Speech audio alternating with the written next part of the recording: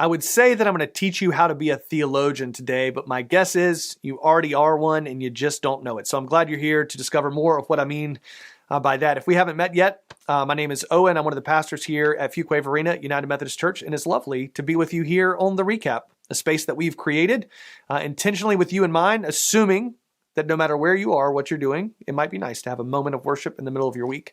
And so we're glad to share that moment with you. If this is your first time with us, your first time in a long time, please shoot us a text. The number is right there at the bottom of your screen. We'd love not just to connect with you, but to help you get connected with others if and when the time is right. Any questions you've got, don't hesitate to reach out to us. If you missed in-person worship with us this past week, happy Father's Day. We celebrated our dads. We also had a chance to welcome Amy Balfour, who has been serving among us, but she was recently consecrated and this past weekend was commissioned to serve here in our congregation. And so we're so happy to have her, and we had a chance to celebrate her as well. We had some new members in baptism, so you can go check all that out if you want to. I would say, if you're looking for easy ways to connect, go ahead and put July is it 28th on your calendar. Save the date, the afternoon. We're having our summer shindig. It's just a great midsummer opportunity to get together in person here. So if you're around that weekend and you can be present, we'd love to have you out for that. And also, just as a heads up, not next week, but the 2 weeks after that, our worship times look a little bit different. So make sure you check the website for that. We'll have our VBS celebration the last Sunday in June, and then the first Sunday in July. Melanie Sebastian Stafford, our new associate pastor, will be joining us and preaching that morning online at 9 and then in person only at 10 and 11:15. So we will not have a 9 o'clock in-person worship service if that's a place that you tend to come. So just heads up on that. But lots of great things coming up. Don't want you to miss any of those. Again, all this information is on our website, FVUMC.org. When you head that direction, if this is a time or a way of worship that's meaningful for you, there's a button in the top corner that says Give. You can click on it and help make moments like this possible, not just for yourself, but for many, many others. And we're always grateful for your partnership in that. We've got a lot to tackle today, but it's going to be a good day of worship. So I invite you to take a deep breath wherever you are as we enter into worship together.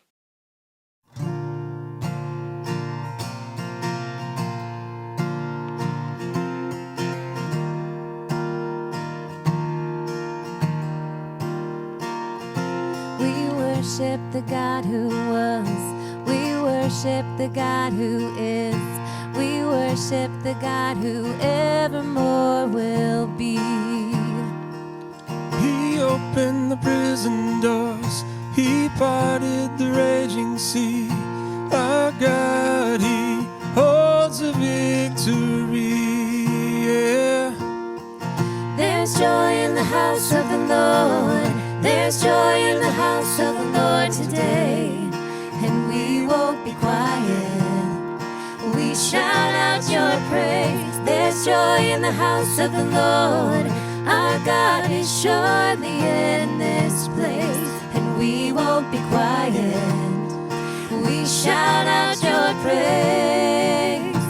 Oh, oh, oh. We shout out your praise.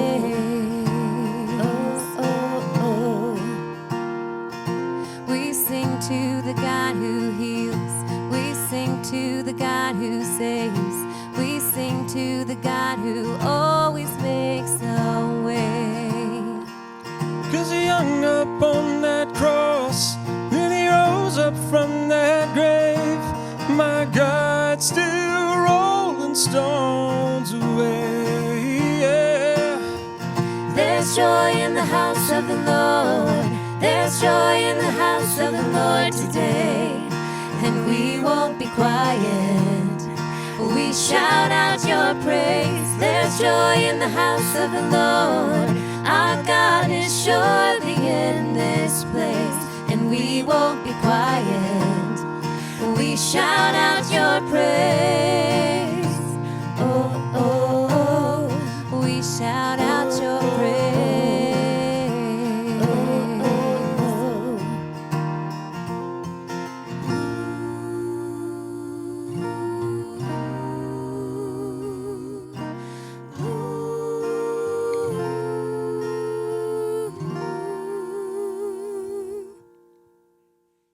Well, welcome back, everybody. We're looking at Daniel chapter 2 today. This is week 3 of our series on Daniel. Week 1, I kind of sketched out the whole series, gave you the bottom line, the thesis. Week 2, I did a lot of sort of the context, historical context of Daniel.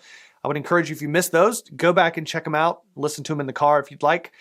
Today, I want to lay out kind of a third part, and this is a big idea. It's a big thought.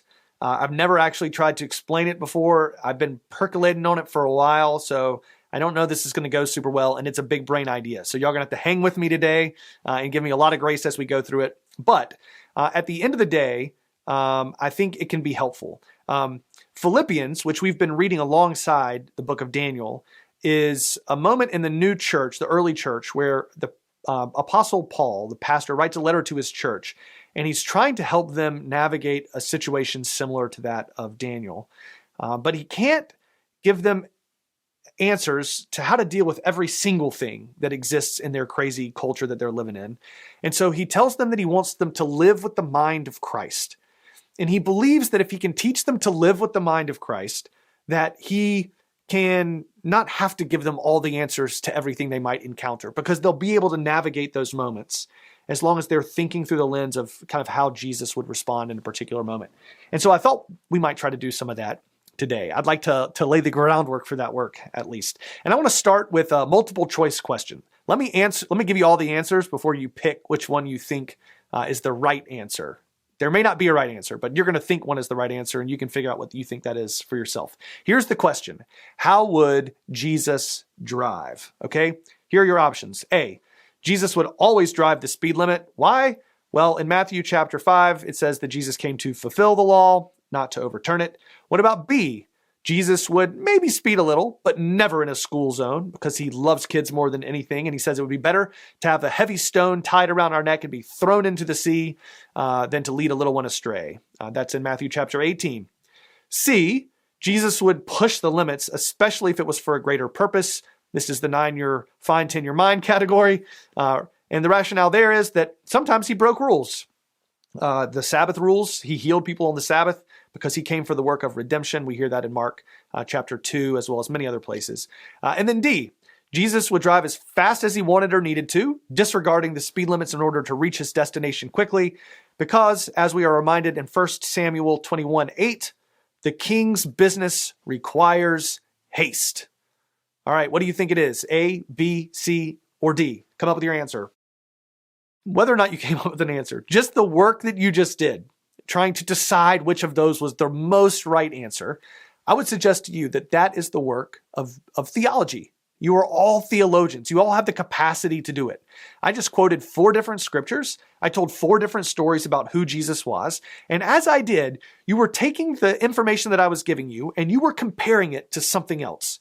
A greater understanding that you have about Jesus based on scriptures you've read or stories that someone has told you or whatever it might be.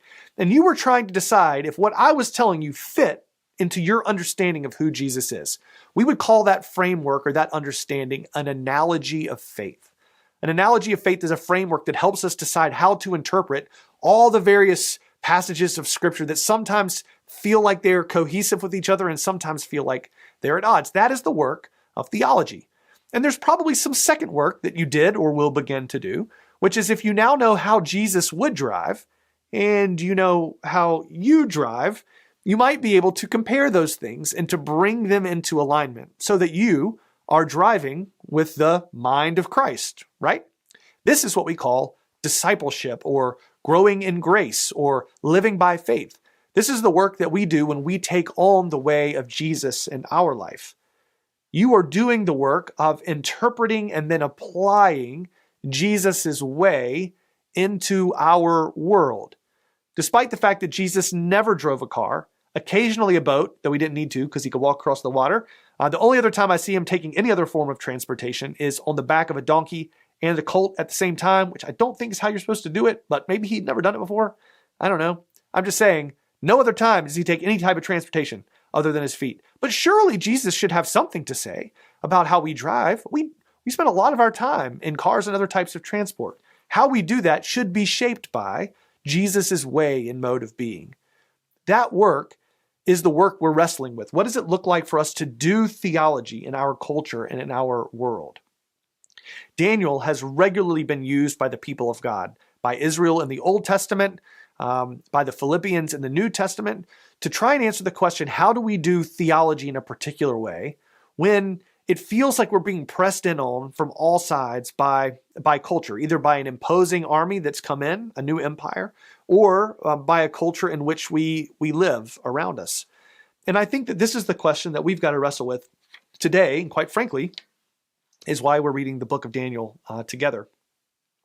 We often highlight Daniel's ability to stand firm, right? Daniel stood firm for that which he believed. He refused to capitulate to the ways of Nebuchadnezzar, these kings that wanted him to renounce his Jewish identity. We learned a lot about that the last 2 weeks. But I want to suggest to you that it's not just that Daniel did stand firm. That is the reason we read so regularly his example. It's not that he did, it's how he stood firm. He did it in a particular way that allowed for a lot of other things other than just standing. I think if he had just stood firm, he would have died several times in really brutal ways.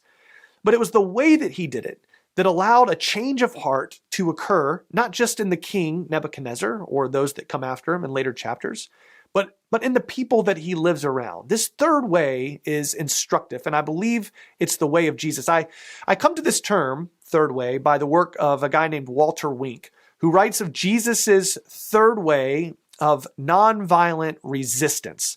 So there's this idea that Jesus resisted evil, but he did so in a nonviolent way. He didn't use the same tactics of the evil ones that he was resisting in order to overcome them, which would have just kind of precipitated that action. Instead, he navigated a third way. I think that we live in a world that is always pushing us towards binaries. And the fact that Jesus calls us to resist the binaries of our world and take a third way is not just my idea, and it's not just Walter Wink's. The more I start thinking about it, the more I recognize just in how many places I have seen it show up. From St. Augustine to John Wesley, Miroslav Volf and Inclusion and Embrace, if you're familiar with that piece of work. C.S. Lewis talks about it a lot. N.T. Wright talks about it. We see it not just in like theological writings, but Jonathan Haidt, who wrote The Righteous Mind. If you've read any of his work, he's a social psychologist, I think is what we would call him. We can see it, John Rawls, if you're a political science person like me, I think we see it in a lot of his work where he's talking about justice and fairness in a liberal democracy. I'm coming to know some work of Hannah Arendt, who wrote in the 1950s. She was a philosopher and a historian around sort of tyrannical leaders, how we can understand and appreciate them. I just like we see it show up in so many different places, even in the language of people who are not necessarily writing from a Christian perspective. What we see is that we are regularly, as people, pushed into sort of binary opposites. Things are either one thing or they're another. They can't be either. They can't be both at the same time. And what we learn is that tyrants regularly do this. They regularly create binaries in their society to kind of turn people against people. Because if they can keep us fighting with each other, they won't fight with the one who's in power. In fact, I also learned just in some of my reading this week that the King James Version of the Bible was commissioned by a king who felt that the current translation of the day included too many notes about how we should push back against kings and tyrants and their rule. And he didn't think that that was good for his society. And so he had his own version commissioned to soften up some of that language. We call that the King James Version. I don't really know what to do with that, but it's there, right?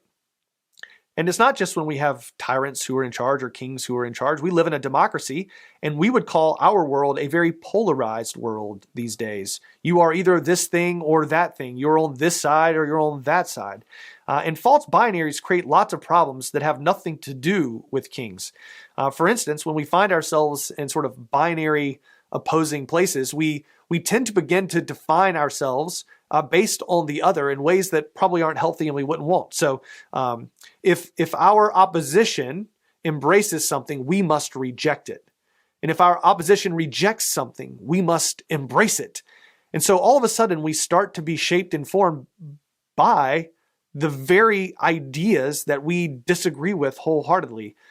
We fall into traps that we wouldn't like to fall into. I want to suggest to you that the third way of Jesus always cuts in between binaries and invites us to a deeper and richer understanding of what it means to be the people of God, where instead of being defined by the thing that we oppose, we're defined by the one who is for us, who knows us and who loves us, that we are shaped and formed by God above all else, and that this is the work that we're called to do.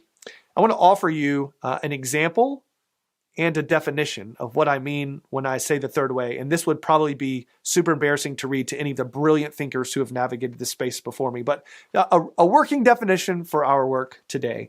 A third way, or a middle way, sometimes it's called a via media in Latin, is an alternative response to polarizing extremes, which navigates the false binaries by doggedly holding together inseparable characteristics of God. I want to give you, I had two examples, but I ran out of time. So I want to give you one example of what I think I mean when I'm talking about this. Let's put a matrix up here on the screen for you if it's easy to see. And let's call our vertical axis here mercy, right? Mercy, compassion, forgiveness, love. And let's call our horizontal axis justice, righteousness, things being like they're supposed to be, okay? We live in a world that regularly is proclaiming what we might call justiceless love or loveless justice. Now, nobody's actually calling it that because it makes their position sound terrible. They've come up with different names for it. But we're going to either focus on making sure that we're living with a high degree of mercy, or we're going to focus on making sure we live with a high degree or high expectation around justice, things being the way that they're supposed to be. When we push ourselves into these false binaries, what we see is that if we are in a high justice, low mercy category, we say things like, well, we have rules, and these rules have to be followed. Laws are intended to be followed. We can't live in a lawless society. Accountability is more important than anything. And if someone can't figure out how to live by the rules, it's either because they are weak or they are intrinsically bad. And we've got to do, no one's doing anything about it. And we've got to do something about it. If you'll just give me the power, I'll enforce it. And then the world will work the way the world is supposed to work. Or the other extreme, which says, who are we to judge anybody? Jesus says we shouldn't judge anyone. Listen, you do you. If you've ever heard that phrase, I'm trying to move it away out of my vocabulary. It's this idea that, like, because we love someone, we can't say anything that's hard. There's no accountability here. We come to a place where we just say, it is what it is. You do what's comfortable to you. You do what feels right to you. And I'm sure that we'll get along. And anything that sounds like a rule, we come to see as being evil or unjust. And we don't like the way that sounds or feels, and we don't want to be a part of that. So if you'll just give me the power, I'll do away with the rules, or almost all the rules. Some of them I would like to keep, right? But we kind of move ourselves towards these two different extremes, none of which, quite frankly, sound like Jesus. In fact, I believe that Jesus cuts across in between those two binaries in this third way that is ultimately merciful, ultimately loving, and is ultimately justice-full and justice-rich. We would call this third way, we would call it responsible grace.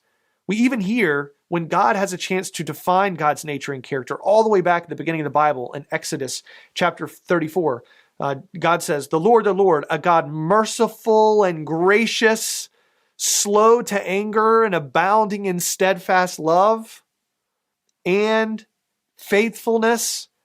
God goes on to say, I will keep steadfast love for 1,000 generations. I'll forgive the iniquity and the transgressions and the sins of people, but by no means clear the guilty, right? There's this idea that both of those things in the nature and character of God are held together.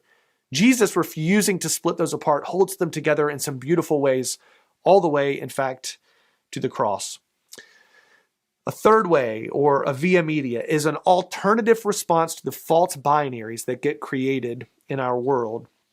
And we navigate those false binaries by relentlessly holding together the inseparable characteristics of God. All right, I want to look at Daniel now. We've just got like 5 more minutes left, but I just want to run us through Daniel chapter 2. We see Daniel chapter 2 is all about a false binary. The King Nebuchadnezzar, has had a dream. It's a terrible dream. It's a dream that keeps him awake at night. It's a dream that he doesn't know what it means, but I feel fairly confident he knows what it means. He says that he can't remember it, but I feel fairly confident that he remembers it. Because every king, every emperor of every empire goes to bed worried that someone is trying to overthrow him, right? This is the anxiety. Heavy is the head who wears the crown. And so he wants to hear some good news, that maybe it's not as bad as he thinks it is. And so he calls together all the Chaldeans, the ones who interpret dreams, and he says, you've got a choice. Give me good news or die. This is the choice that you have. And the Chaldeans are like, but we don't really want to do that. We can't really give you good news. I think we all know what this dream probably means. And, well, we don't want to die, so we're not going to try. And they try to weasel out of it in the other direction. They try to move away from being honest with the king, and they try to move away from death. But what we see Daniel doing is moving in this third way. He's going to give the king terrible news, and not only live, but be rewarded for the news that he gives. So the king has had a dream, if it's helpful. Daniel comes up and says, I'll interpret the dream. I'll tell you what it means. I'll tell you what the dream was. And it's basically the dream of this statue that's made of a bunch of different types of metal and composite material that gets smashed by a rock that falls from heaven. All right? But Daniel is going to, as he interprets this dream, he's going to turn everything in the right order. He's going to turn everything back on its head. If it's helpful, we're going to be reading in verse 36 is where we're going to start. He begins, O King, the King of Kings, to whom the God of heaven has given the kingdom and the power and the might and the glory. Interesting line. We just did the Lord's Prayer. Do these words sound familiar? This feels like exactly what we say about God, right? Daniel here is talking about kingdoms, but he's inverting things. He's putting kingdoms in their right order. He says, hey, king, for whom all the power and the might and the glory exists, you are the king, and you're a good king at that. But he says there is a king. He says the king, God of heaven has given this kingdom to you. So he takes the king and he puts God's kingdom over top of the kingdom of King Nebuchadnezzar. Then he goes on. Into your hands, the God of heaven has given human beings wherever they might live, the wild animals of the field, the birds of the air, and whom he has established as ruler over them all. This language is just from the beginning of Genesis, where God creates humans and things that fly and things that creep and things that crawl and things that swim. And then it says that God gives human dominion over all of creation. We have responsibility to have dominion over these things. But you'll remember in the Garden of Eden, this goes back a few series ago, that dominion is intended to cultivate life. We tend to use a broken version of dominion that brings death.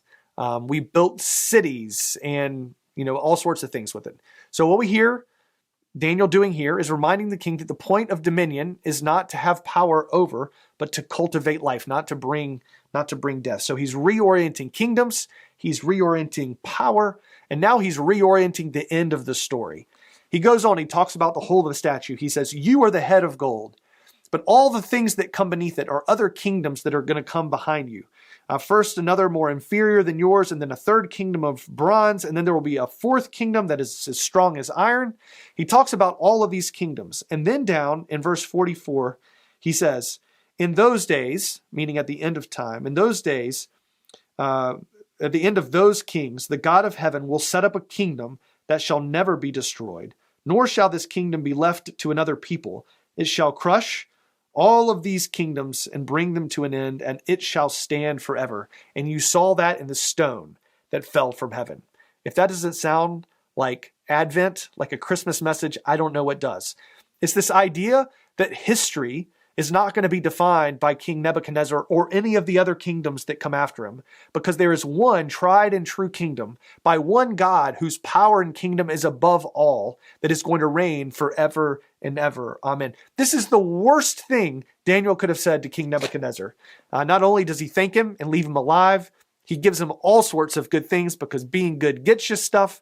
And then he tries to put Daniel and ultimately Daniel's friends in charge of most of the ruling of the kingdom of Babylon. Because Daniel took this third way. He refused to capitulate. He refused to fall into this false binary, this trap that he needed to become like a Chaldean whose job it was just to tell the king good things by lying, or to die as a result. Instead, he cuts across. He thinks, even though this is before Jesus, in a sense, he's living with the mind of the Messiah, the mind of Christ, that Paul would later insist needed to be in the mind of every believer, because we don't know. We don't know what it is that we're going to come up against in our everyday, ordinary, walking around lives. And yet we are always invited to come into those moments responding in the way that Jesus would have us to respond, in a Jesus sort of way. This is a big idea. These are big concepts. It's a big thought. I want to invite you to look out for false binaries that exist in the world around you. I don't always do a great job of figuring out what the third way is, but I do find that it's easier to figure out where I'm being pushed into one of two places that I don't desire to be. And this could be maybe something that you're seeing on the news, or maybe it's something that you're listening to in a conversation or on the radio, something that's like cultural and broad. But it could be a false binary that is being created in a conversation with a friend, a decision that they're trying to make or a decision that you're trying to make, where we've got to either do this one thing or we've got to do the other. I think that if we can name the false binaries that exist in our world, that exist in our mind, that exist in our decisions, we can then pause long enough to ask the question, how would Jesus navigate this moment? What does it look like to be a Daniel in a moment like this? What would the third way look like for us? Again, we're going to continue to unpack this thought as we go forward in Daniel, but thanks for hanging with me. I know it was a lot, but I felt like it was important to kind of get all of this out in one day, and we'll continue to learn from it as we go. Thanks for hanging with me, and blessings on you as you navigate that third way in your everyday, ordinary, walking around life.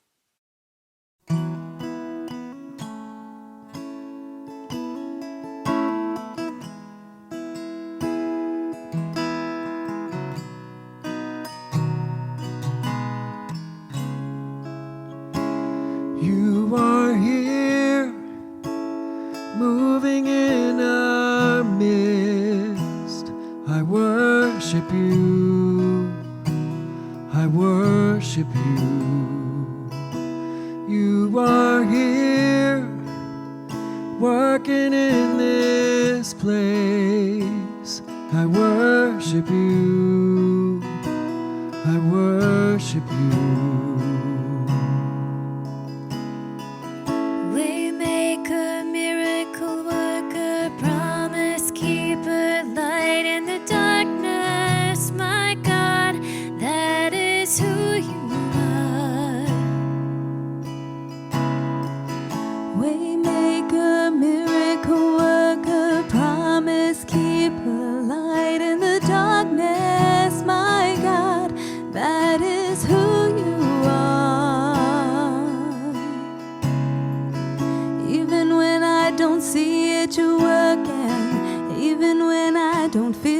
You're working, you never stop working, you never stop working. Even when I don't see it, you're working. Even when I don't feel it, you're working. You never stop working. You never stop working.